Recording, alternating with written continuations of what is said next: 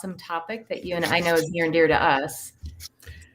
Absolutely. I'm excited to talk about just sort of college planning. It's really this is especially the time of year, I think, you start realizing, okay, we're starting a new year, you've gotten a couple of weeks into school and you're realizing how busy junior year is, right? And Right? then but you say, "Oh my gosh, there's all these things we're going to need to do this year." But a lot of times people just don't know what, right? And they just wait for somebody to tell them what they need to do, right? And Yes. so that's what you want to talk about. I talk about this story all the time where I was sitting out on the ball field and a mom looked over at me and she said, "Hey, have you scheduled your SAT, ACTs for Chris yet?" And I was like, "What? No, I had no idea." And Right.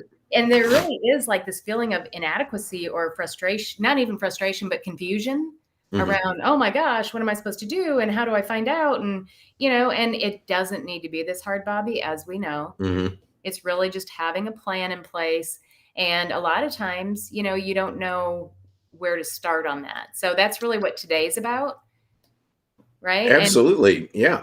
I Yeah. mean, I think just having a list of things to look at is probably the most important thing you could start with, because I think people just don't know where to start and they feel overwhelmed by the whole thing. They do. And having this list, and by the way, in the description, I put a college planning timeline download that you can definitely reference now, but are going to walk through this process for you over the next few weeks. So we will walk you through and tell you about all the things you need to be considering. But yeah, starting with a plan is going to be so much simpler for you and give you some of that control that you feel like you don't have right now. Absolutely. Yeah. So, Kristin, I really appreciate that you've put together this timeline. And I know that my students have found it valuable. And so it's something that I think everybody should just, like print out and put on their refrigerator. And then you can just refer back to it and get things done. So let's just dive in and start talking about it, because I just love it. So how should people begin? Well, so here's one of the things that I feel like people gravitate towards when they're thinking about college planning. And that is all the tactical things that we know we have to get done because there are timelines and limits. And, we know these things have to happen. Okay. Right. One of the things that I would like parents to think about as well is not just these tactical things that we need to do to get into college, but how do we look at this whole child and really think about the entire experience? Why are they going to college? What are their goals? What are they shooting for? And helping to open up those conversations in the home so that everybody feels on the same page, everybody feels good about the process, and that we are more worried about what's right for the kiddo, not just they popped out of my body and I said, and they're going to college, right? Right. Absolutely. Yeah. And I think if you are just reactive to these deadlines that come up, I mean, suddenly it's fall of senior year and they say, "Oh, college deadline for application is November," or whatever. And you say, "Oh, wait, well, what all do we need to do before we fill out that college application? Who are we going to apply to?" Because otherwise you're just going to simply apply to the two nearest colleges or the big ones in your state that everyone else goes to, it instead of thinking through it. And so absolutely, it's not just the deadlines, but all the things that you can do to keep it from being a nightmare and a horrible situation where you're arguing and getting mad at each other for missing deadlines, so that's it. Yeah. So I really would like to focus on the intangible stuff you can do that would be a smart thing to do, but that doesn't have an actual deadline associated with it, things to do in advance of the deadlines. Absolutely. Yes, and I call this the exploring type activities. And for me, the very first thing that I think needs to happen is that idea of helping your kiddo figure out, why am I going in the first place? Why I don't want it just to be the next box they check and they just end up going to college because, well, that's what we thought we were supposed to do. And really thinking about that. And I'm the fat girl on this whole thing. So just to put some light around that, 30% of our kids go to college and do not return after freshman year. Almost 1/3 of our kids. So that there's got to be a lot of this happening where people are just kind of checking the box and saying, let's go. So the very step in my mind is understanding, or at least starting the exploration about, what career am I shooting for? So why am I heading down this path? Absolutely. And I think most people don't even think of this as something that's possible to do. They just think you go to college and just Figure it out. naturally figure out what your major is going to be, but you can't do that anymore. Like maybe you could do that back in the past, but you need to declare a major soon, or else you're going to end up spending too many years in college. If you change your major, you're going to end up having to spend 5 years in college, right? And or spend so much more money or whatever. And it is possible to figure out not what exact career you're going to be in, but what careers would make you happy. And that's something that the modern generation, coming along, they care a lot more about this than we did. We didn't even think about the idea of being rewarded and happy in your career. That wasn't, no one ever even told us that was an option. But kids today expect to try to find a job where they're actually going to be happy, and they're going to demand it, if it's possible at all. Yeah, you're right. And I don't think that we can have these conversations soon enough to have them start to at least get rid of the things that they know they don't want to do. So, and sometimes, by the way, that ends up being, I don't want to go to college because I don't want any of the jobs that college offers or that helps get you. Yeah, so, and that could be the case. Yeah, having those conversations early. Absolutely. And so this is the thing in particular that my students who've worked with you have really been rewarded by, because they come out of just, working with you in a short series of classes or whatever. They're really able to figure out what their strengths and their careers are. And so, yeah, that's step one.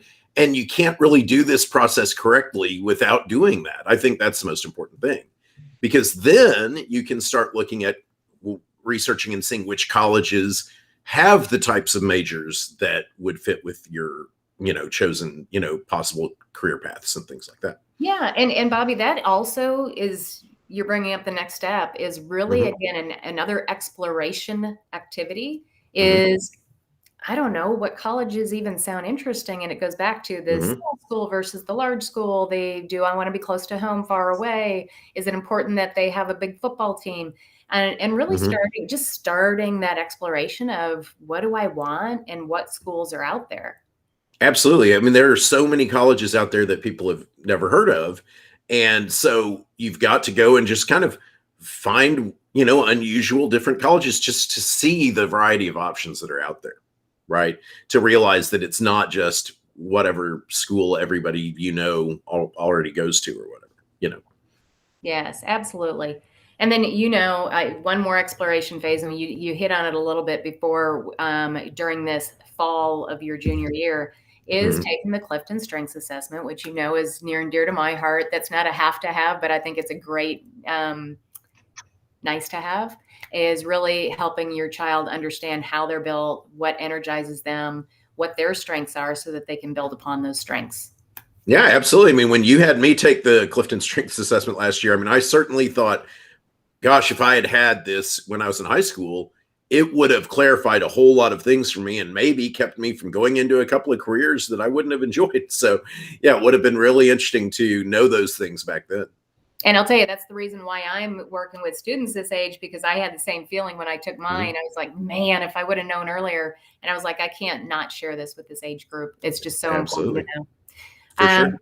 So one other thing that you'll see in your timeline is we also talk about smart things that you can do for planning for college. And in this fall of junior year, it's really smart to start thinking about your financial picture and who's going to be responsible for paying for college. Is it your student, or do you have a 529 plan, or do you feel like you've got some other bucket of money that you're going to pull from to pay for college, or are you going to take out loans? Really being honest with not only yourself, but with your child, so that either they know that they're on the hook for the college expenses, which should go into their decision-making process, or if you're going to be taking care of that, and what does that look like, for the family? Absolutely. And this is one of those things that it's why it's so important to have this in the junior year fall spot, this smart activity of thinking about your financial picture, because you're going to have a crash course at some point where you learn about loans and financial aid and all of these things, and filling out the FAFSA, the Federal Application for Student Financial Aid, which everyone should fill out, even if you feel like you're not going to get any aid. You have to fill that out, even just to be eligible for merit scholarship sometimes. And so you need to think about that and learn it. Go ahead and learn that in the fall of junior year about your finances, because there are arcane rules about where your assets are, and if assets are in one place, it affects your expected contribution, EFC, expected family contribution. If you have assets in a 529, if you pull them out, if you move them, if they are in the student's name versus the parent's name, if you are separated or divorced, there are lots of complicated things. You might discover by talking to a financial,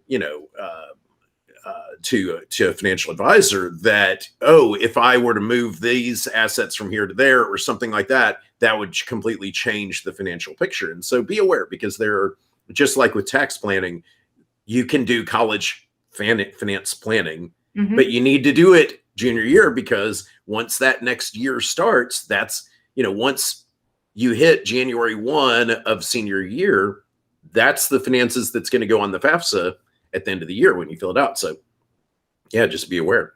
Yeah, the other thing I added into the chat, Bobby, is one of our favorite resources. I know we've got a few that we share, but shatta.com. So if you do not know what college costs, this is a great place to look by college to see, just what is the range of school that my student's thinking about, or it may help you really kind of explore these schools and figure out which ones we can afford. That should go into absolutely. Yeah, step one is going to collegedata.com and starting to read about different colleges and how much they cost, all those things, because then you can get a big picture of a lot of different colleges quickly. That's absolutely the first starting place. All right, so now let's give some tactical stuff that our families can do, because let's face it, this will be the piece that makes you feel like you're in control of what's happening. Okay? Right. So we're talking about taking the PSAT test in October.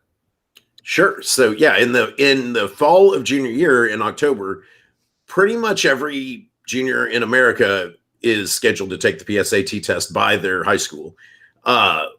They may have already taken it also as a sophomore, but the one in the junior year is the one that counts for National Merit Scholarship financials, or National Merit Scholarship status. The top 1% of students in each state become National Merit finalists, semifinalists, and can often get very large scholarships to schools. Students who are outside the top 1%, the PSAT is effectively meaningless, but it can put you onto the mailing lists where if you get a good score, colleges will mail you, advertising material. And so, so that's just going to happen in October, and you don't need to worry much about it unless you have a chance of being in the top 1%. But that's usually the trigger where parents suddenly say, oh, I need to start thinking about colleges, is they realize, oh, this PSAT, I guess I should start thinking about the ACT and SAT. And one of the things that people often think is, because College Board has this, because of the National Merit Scholarship, has convinced basically every school in America to give the PSAT. People think that the PSAT is some sort of official test, and that that's the one you're supposed to take. But you don't have to take the SAT. You can take the ACT, and this is when to start thinking about the choice between those and all that. And that's what then leads into our steps in the winter.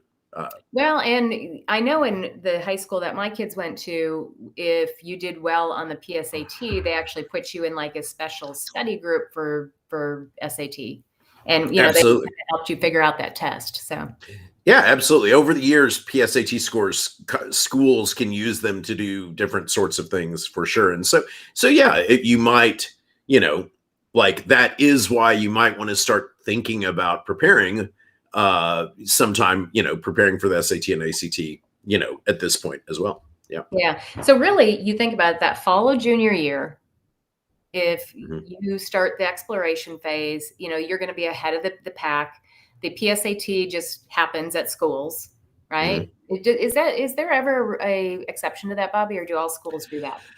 I don't know of any schools that don't, but I know that when students homeschool, they have to go and arrange to take it at a nearby school. So you do have to do some arranging. It doesn't always automatically happen. And I think there are actually 2 different dates for the PSAT. And so some students might take it a week later or something like that at different schools, but I've never encountered a student who didn't. So I don't know where, I'm sure some private schools might not, but I've never heard of one. Okay. No, that's good to know. Yeah. So let's talk about winter of junior year. Mm-hmm. So the exploration phase, we're back to the colleges and exploring different colleges. But at this point, we're making a list. We're actually saying, here are the schools that I'm interested in visiting. So what's important about that? Oh, I think, first thing, this is just to realize that you should visit some colleges and that you shouldn't just visit, one big one or whatever. I know you've told the story of just like if you're driving past somewhere and you see that there's college there, hey, stop in and spend half an hour just walking around the campus, take a look. You don't really understand what college is going to feel like until you have walked around a campus. And so that's really important for students. But this is going from, like, I think in that first step in the fall, it's just, hey, look at colleges and say, hey, look, this funny college is next to a beach. This college is in the mountains. This college, is like in the middle of a city. This college is out in the forest, it's just realizing all the options. And now you're saying, okay, we're not actually now saying these are exactly I'm going to apply to, but these are the colleges we're interested in. And so you're narrowing down and saying, okay, which ones can we visit? Let's make some plans this summer. And so you start thinking, like, you can't just on the spur of the moment in July very easily just say we're going to go to some colleges, right? You need to plan that ahead in advance. You do, and you touched a little bit on this, but I want to make sure that we really draw this out. As parents and or people that have gone to college, or maybe not, but at least experience people that have, or all that good stuff, it seems cool and exciting. And we're like, I'll talk about how much fun we had in college. For this junior in high school, they're still looking at it and saying, yeah, it sounds fun and it sounds exciting. And you keep telling me all these great things about it, but I'm a little bit scared. Yeah. And for them to just get in there and experience it and, walk on campus, I think it helps with a couple things. I think it helps either stoke the fire of this is the right thing for me to do, or wow, I don't know if I'm really feeling it. I don't know if it is the right place for me, but it also does what you said. And that is gives you an idea of to narrow down. I love that term because it is all about, let's take away the white noise, the stuff that we know we don't want to do, so we can get closer to what we want to do. Yeah. And I think, even like people I know well, have pressured or talked so much about the college they went to that they just sort of tell their son or daughter that that's where they're going, right? And it's easy for a junior in high school to kind of feel pressured to say, yes, I love this college because everybody went there. You've got to let the kid go and make these choices and figure out for themselves, because I have seen it happen with several students where they got pressured to go where somebody else in their family wanted them to go, and a year later they dropped out and moved to a different college, and on the flip side, Bobby, they got pressured to not go to because we're in Texas, so right, we've got a big UT-OU rivalry, and right, it's pretty deep, right? And for parents that went to one or the other, they don't want their kid to go to the opposite one, but it happens. We've seen it. Absolutely. Right. And that's the thing. I mean, you have to and that's why this is where you can start saying, okay, as much as we love this place, this is your decision. Go, you take a look at it, go make your own list of colleges. Let's go visit them. Absolutely. And both of my kids ended up at schools that weren't necessarily my first choice for me, for my purpose. Yeah. But when I see them on campus, that's where they need to be. Yeah, it's amazing. Yeah. Yeah. All right. So now we get back into this SAT, ACT stuff. This is kind of, I think, a pivotal time. Now you're the expert at this one, but, we need to take the SAT and ACT practice test to figure out which one is the best test to take for you, for that student. And then, just scheduling winter and spring. Absolutely. Yeah. The main thing is like you'd like to have your SAT or ACT score in hand by the end of junior year. So you need to start the prep process. You need to figure out which test you're going to take. At this point in the winter, you're going to have a PSAT score. So you could take an ACT practice test and compare and see how those scores compare. And that might give you enough information there as well. And not just the score, but which test, the student feels more comfortable with. And yeah, you can, and of course, students can always contact me. I will provide a free ACT or SAT practice test or both if you'd like to take one at home. But yeah, that's how you start the process, is just take a test and see how you'd score. And then that can lead into, in the spring, the steps we'll talk about later of, starting to prepare. Yeah. And let's be clear, like on the timeline, we're talking about this being a smart thing to do. Yeah. To help your student really hone in on which test is most comfortable for them, which one we think that they can do the best at. So, be thinking in those, I guess along that line of, it's just smart. Let's help these kids make this as easy of a process as we can make it. Absolutely. So each of these steps that's labeled SMART is like, okay, if you do this, like I was saying, like here it says take the SAT and ACT practice test. Yeah, if you take both, that is going to give you more information and make that decision easier, and you won't be suddenly surprised a year later and say, oh, I didn't do good at this test I took. Maybe I need to switch to the other test, right? Now you have the information up front. Absolutely. Yep, love it. And then we'll go back to the tactical, which we've already kind of hit on, and that is go ahead and schedule your winter and spring SAT and or ACT tests. Now, I can't tell you how many times I paid extra because we were doing that like 3 weeks before the test, which was ridiculous. Late registration, or you have to wait list to take the test, or you have to take it at a location that you don't really like because the nearest location was full. Absolutely. And you can always find the SAT and ACT upcoming test dates are always on my websites. If you click at the bottom on my website, bobbyhoodonlinetutoring.com, then you can click SAT and ACT upcoming test dates. They're always on there. So you can plan ahead, including the registration deadlines. All right. So guys, if you've got a high school student that's a junior, this is the time to just start exploring, understanding, what comes next and why your student needs and or wants to go to college, what their end goal is. This is a great time to just start these conversations. I'll throw in one tip that I tell a lot of my parents, and that is, I've actually got two. One is the last place for you to look to figure out what major your student should be is the book of majors. Start with that or the career exploration. The other is for conversations around college. Start picking one night a week.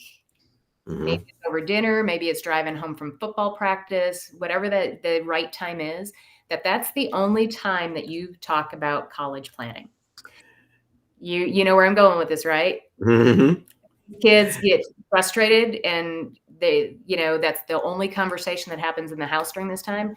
Pick one night, agree on that, tell them why you're doing it. And it's really so that you can keep the process moving forward, but you're not talking about it incessantly. And then they just get frustrated and quit talking. Absolutely. I mean, that's the whole point of this list is if you look at these steps and you start early enough and you do make it in small bite-sized pieces where you're just saying, okay, let's just talk about this week. Let's just talk about this. It's going to be so much more manageable than the gigantic, thing that you can't seem to make any progress on. I think it's so great. Just print out this checklist and start at the very beginning, which is meet with Kristin, talk about careers and strengths and what kind of things you'd be happy with. Once you do that, your students can be excited about the idea of going to college because they're going to know a reason why they want to do it and why it's creating a future for them. And so, if you're watching this real time, just know next week we're going to start talking about spring and summer. So what you need to be doing during those time frames, if you're looking at this after the fact, look for college planning, junior year, spring and summer, and absolutely that's your next step. Sounds great. Thanks so much, Kristin. This is great.